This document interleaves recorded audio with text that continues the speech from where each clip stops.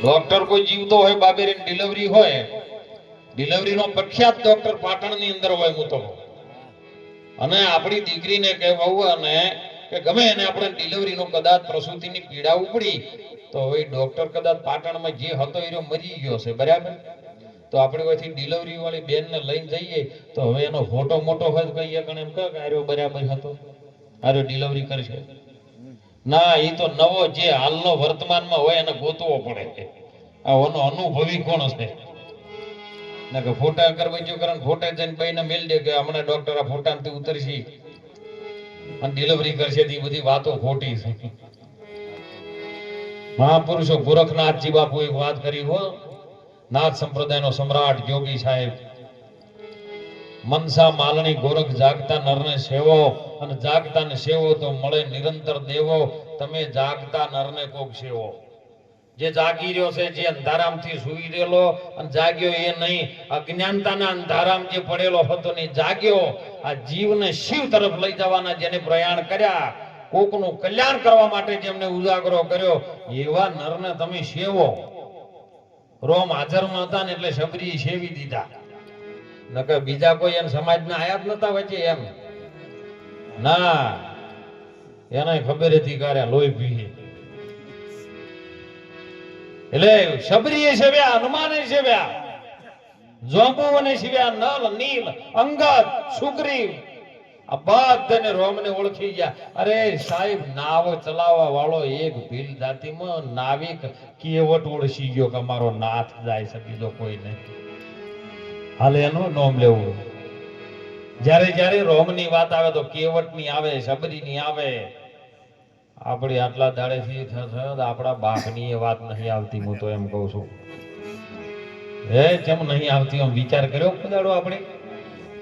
કેમ સાહેબ, આપણે મહાપુરુષો કહે છે હો, સંતો ખૂબ ઠપકો આલે છે કે લેને કો હરી નામ હોર દેને કો અંધાર.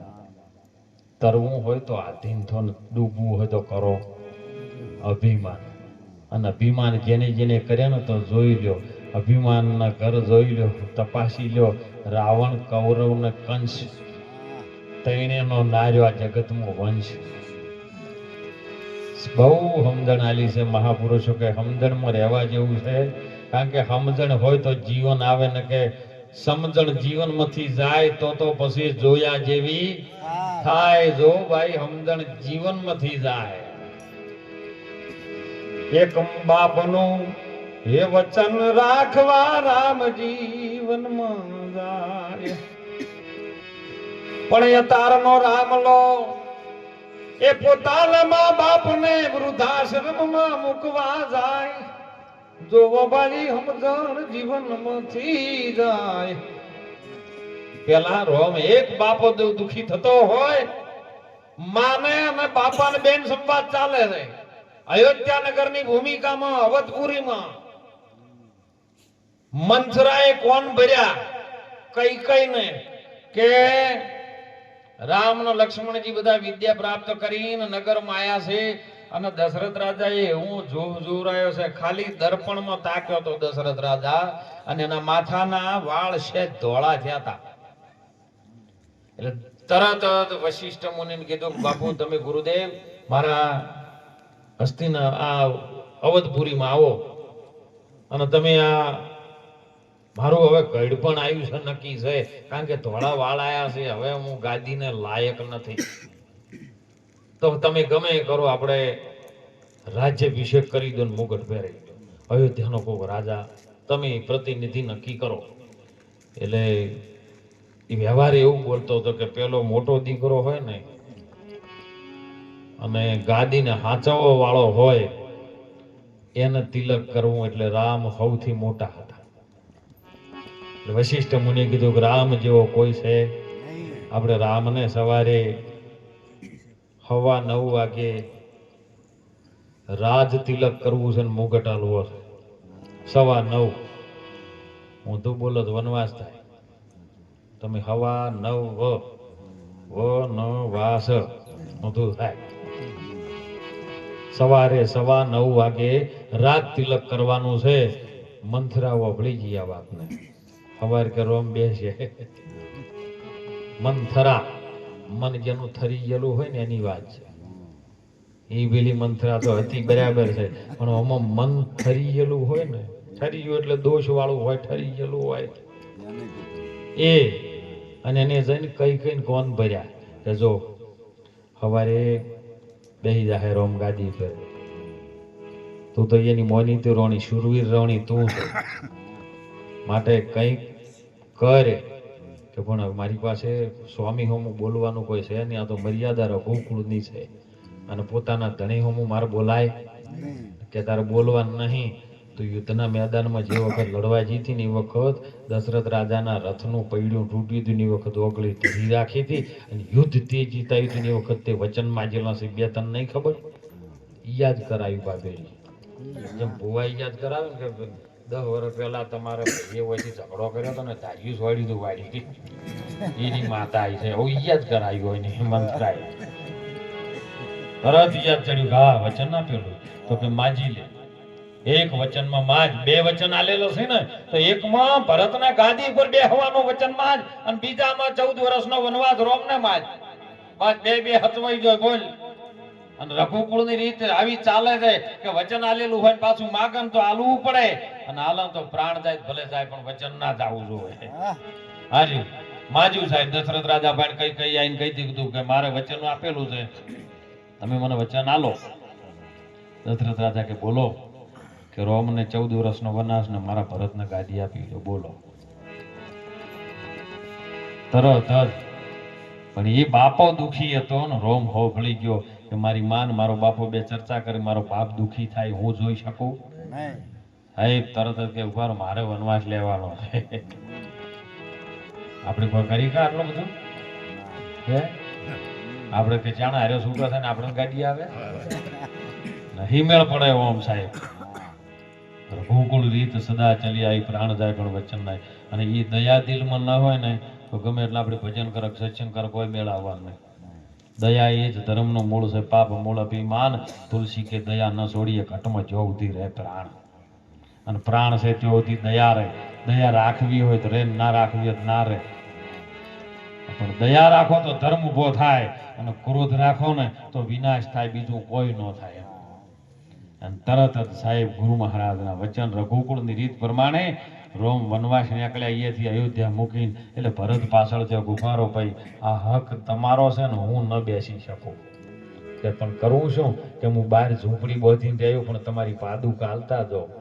બાપાનું વચન પાળવું હોય, તમારું વચન નિભાવવું હોય તો તમે વચન નિભાવો, હું મારું વચન નિભાવું. હું એ રઘુકુળનું સંતાન છું ને, મારા ભાઈનો હક છે ને મારાથી લેવાય. પાદુકા ગાદી ઉપર મૂકી રાખી, બાર ઝૂંપડી બોધીને જાય રહ્યો અયોધ્યાનો વહીવટ ભરતે કર્યો 14 વર્ષથી, પણ એક હળીબાજીને આગા પાછું ન કર્યું સાહેબ. કેમ? રામનું હતું તાણ આ જુગો જુગથી રોમ જ ગાદી ઉપર બેઠો છે, બીજો કોઈ બેસી શકે એવો નથી. પિંડ બ્રહ્માંડમાં જોઈ લો તપાસી, રામ સમોવડ બીજો કોઈ નથી. ગાદી રામની જ છે, રાજા રામની, બીજો કોઈ ન બેસી શકે. બીજા બધા આવે ખરા જોય તરત જ કોઈ 2 વર્ષ 5 વર્ષ, પણ એ રોમ જેવું રાજ કોઈ કરી શકે? અને એ બધું છોડી નીકળ્યો ને એટલે કેવટ ઓળસી ગયો. એક નાવ ચલાવવા વાળો અભણ માણસ અંગૂઠા સાપ એ ઓળસી ગયો કે 14 ભુવનનો નાથ હોવો જોઈએ. અયોધ્યાનું નગર છોડી અને આપણે જતો હોય, આ બધું ત્યાગ કરી નીકળ્યો હોય, આ જેવો તેવો હોય આપણી ઓળખવામાં ભૂલ કરો. આપણે જતા રહ્યા ચેડ ઓળખે બધા. સદારામ બાપા હાજર હતા ને એટલી ઘણા તો લોહી પી ગયા, જોડે બેસી નહીં. અને હવે બાવલ મોલે ટીબી 3 રસ્તા બેલ્યું હે, પાછળથી પથરા ને બાવલા પૂજવામાં આપણો ભારત દેશ 1લો નંબર છે.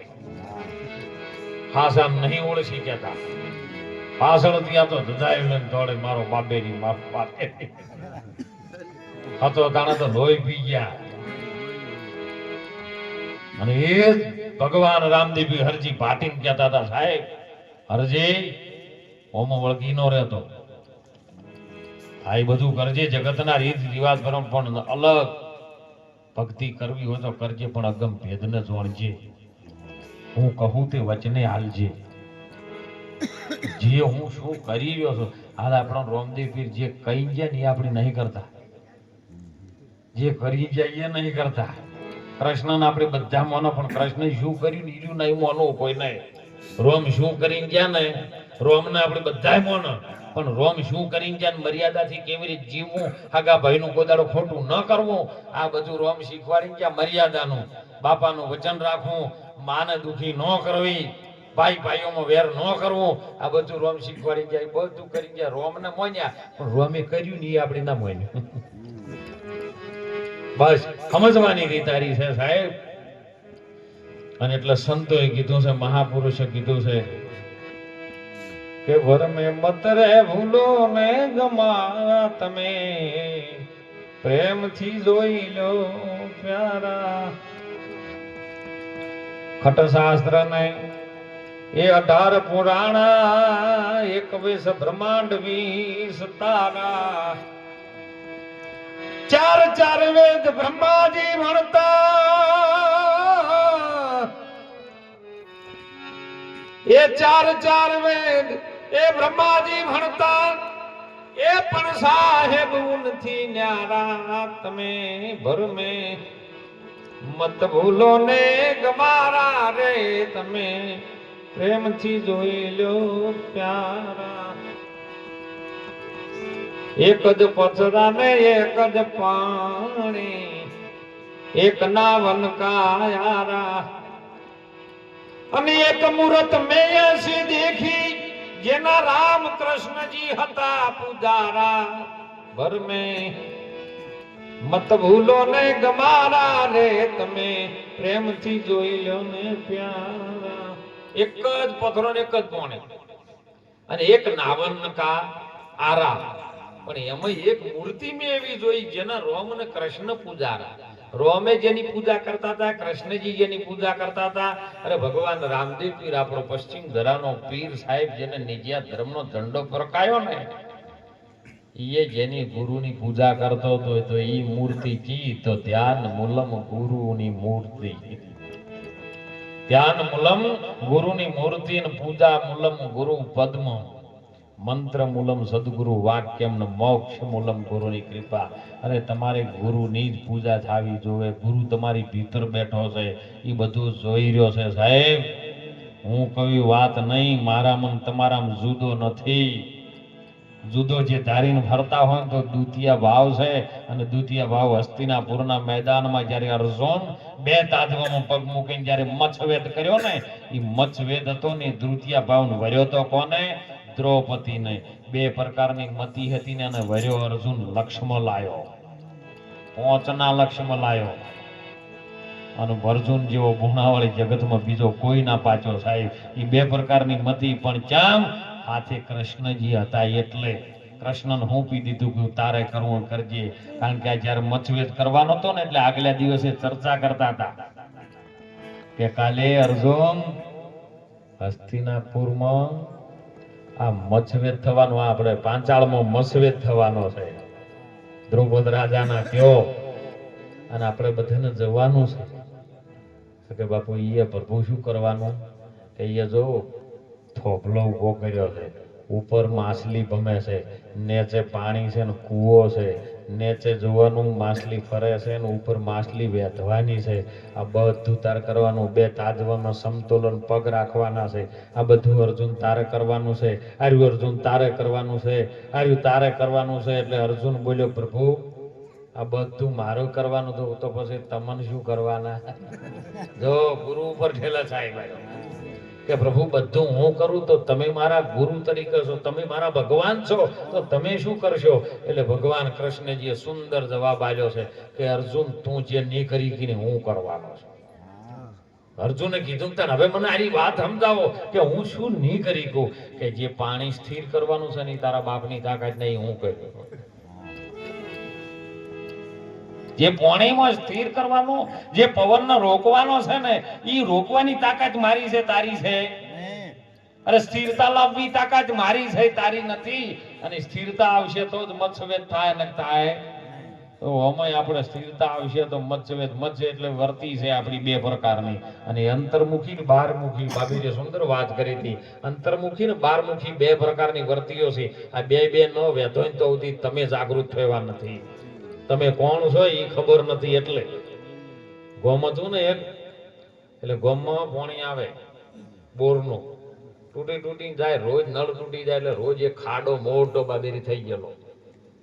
તો પરમાત્મા એ આપણને મનુષ્યનો અવતાર આલ્યો છે ને, મનુષ્ય શું કરી શકે છે સાહેબ? એટલે ખાડો મોટો થઈ ગયેલો, એમાં પાણી થોડું થાય, ગારો વધારે થઈ ગયેલો. ઉપર પોણી લાગે થોડું, અને નેચે બધો કાદવ કીચડ વધારે થઈ ગયેલો. મોણ ફસાઈ જાય પૂરું. એવામાં એક સમયમાં એક બળધ્યો આવતો હતો, અને બળધ્યાને એમ થયું કે પાણી ભરેલું છે, પીવું છે. એટલે બળધ્યોમાં અંદર ઉતરવા ગયો ને ખાડામાં ફસાઈ ગયો સાહેબ. જેમ નીકળવા જાય ઊંડો હેડ્યો જાય, જેમ નીકળવા જાય ઊંડો હેડ્યો જાય. એમાં 4-5 માણસો ગોમના ગોદરે બેઠા હતા, અને ભાડી જાગલે કોઈ બળધ્યો ગારામ ફસાઈ ગયો છે.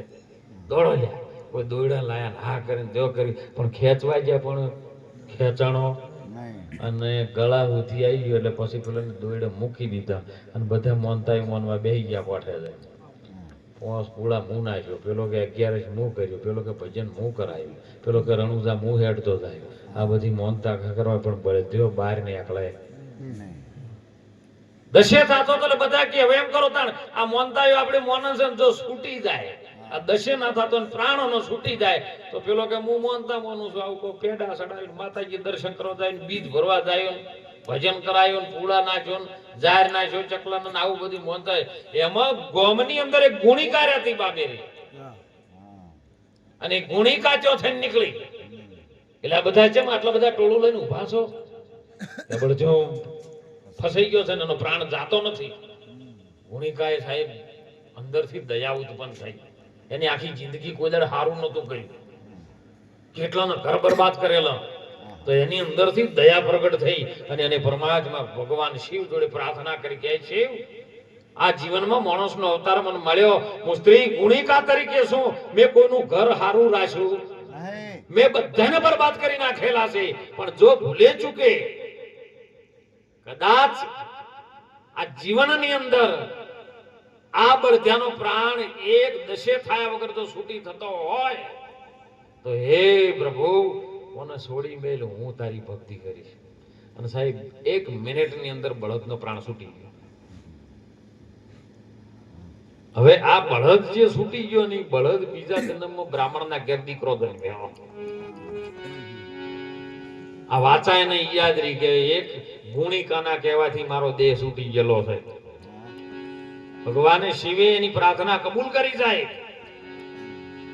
આ બ્રાહ્મણનો દીકરો છે, બીજા જન્મમાં 10-15 વર્ષનો દીકરો થયો, અને બ્રાહ્મણનો દીકરો ગોતતો એ ગામમાં આવ્યો સાહેબ.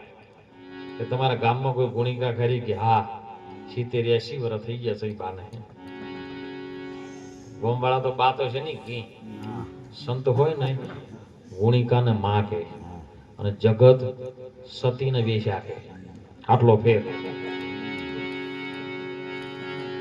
આટલો સંત મને જગતમાં ફેર જાય. એટલે કોકને કીધું કે ભાઈ અમુક જગ્યાએ જા, હજી જીવે છે. એટલે બ્રાહ્મણનો દીકરો આવી અને સાહેબ કટલું ખખડાયું છે, કોકળ મારી. એટલે અંદરથી ડોશીમાનો અવાજ આવ્યો કે કોણ? કે હું છું. કે તું એટલે કોણ? કે હું બ્રાહ્મણનો દીકરો છું. કે પણ હવે મેં કોઈનું ઘર સારું રાખ્યું નથી, બધાને મેં બરબાદ કર્યા, હું પાપીણી છું, મેં કોઈ ખોટું કરમ જ બાકી રાખ્યું નથી, મેં જગતના જીવોને લૂંટી ખાધા છે, માટે હવે મારું શરીર કોમ આવે એવું નથી, તું નીકળી જા. કે મારે તારા શરીરનું કોમ નથી, મારે તારા દર્શન કરવા છે. બ્રાહ્મણનો દીકરો બોલ્યો. અંદર આવ્યો, નજરથી નજર મળી, દ્રષ્ટિ પડી. પણ તારે મારો દર્શન કરીને ફાયદો શું થાય છે? કે ભલે તારો ના થતો હોય, પણ મને ફાયદો થયેલો છે. કે કેમ? કે આજથી 15 વર્ષ પહેલા તમારી ગામની અંદર આવી ઘટના કોઈ બનેલી? કે હા. ગારામાં બળદ ફસાઈ ગયેલો? કે હા. એ તમે શું માનતા માની? કે બીજું કશું જ નહીં, આ બળદનો પ્રાણ છૂટી જાય તો હું ભગવાન તારું નામ લેવો, બસ, બીજું કોઈ નહીં. એ જ બળદ હું હતો, અને તારા લીધે મારો આ પ્રાણિયામાંથી આ પ્રાણીમાંથી મારો પ્રાણ છૂટી ગયો અને એક બ્રાહ્મણ કુળમાં મારો અવતાર થયો છે, તો તારાથી મેટી કોઈ બીજી સતી છે કે આ ભજન તે કેવી રીતનું કર્યું મને ઈ કે. બોલો એની ગુણ આ બાબેરી હમણાં વાત ન કરી કે ગુણિકા હાથી ને પોપટ પટાવતી. ભૂલથી એક એના તો પોજરું હતું ને એમાં પોપટ હતો અને રામ રામ રામ કરતો, એટલે આ હારી રામ રામ કરતી હતી. એ રામ નામ જૂઠું જૂઠું લેવાથી કદાચ બળદનામાંથી પ્રાણ છોડીને એને સતીત્વ જો પેદા કરતું હોય તો આપણે તો ભલા મોણ છીએ. સાચા મનથી લઈએ તો ભગવાન ભોળોનાથે રજૂ કરે અને ગુરુ રાજી થાય. એવું જીવનમાં આપણે મનુષ્ય અવતારમાં કરવા જેવું છે. નહીતર ઘડી પલકી ખબર નહીં અને કરે છે કલકી બાત. જીવ ઉપર બધાને જંપ મીર્યા છે જેમ ચેતર ઉપર, બધા આપણે બધાના ઉપર એક જ કાળનું ચક્ર ભમીર્યું છે. કયા ટાઈમે જતું રહેવું પડશે ને ખબર નહીં. પછી જ્યાં પછી આપણે અમારા ગુરુ મહારાજ તો એવું કહેતા કે મોણ આખી જિંદગી દાજ રાખે ને એ બીજા જન્મમાં શું થાય? કીધું બાપુ શું થાય? કે કાળોતરો થાય. ભજનમાં આવીને ઓશો મેચિંગ બેહી રહી કે શું થાય? કે બીજા જન્મમાં કે કુંવર થાય. અને ભજનમાં આયા જેડ કદાચ હૃદયમાં ભાવ જાગૃત ના થાય ભગવાન પ્રત્યે, પોતાના પરિવાર પ્રત્યે, તો એ શું થાય? કે બાપુ કે ગધાડો થાય. જો આપણે ત્યાં ગધાડો થાય ને કદાચ અમે તો બાપા હાથ આવી ગયો ચોક બજારમાં રાખજો ને પાવાગઢમાં ચોક ન મેલતા. કદાચ અમારો છૂટી જાય, આ દેહ તો છૂટશે પણ ગધાડા અમે થઈ છે ને તો બાપુ પાવાગઢમાં ના લઈ જતા હો. ને કે બીજા તો ગધાડા છૂટી ગયા પણ પાવાગઢ વાળા ડુંગર સડી સડીને મરી ગયા. એટલે મહાપુરુષો ભજનમાં વાણીમાં વાત કરી સાહેબ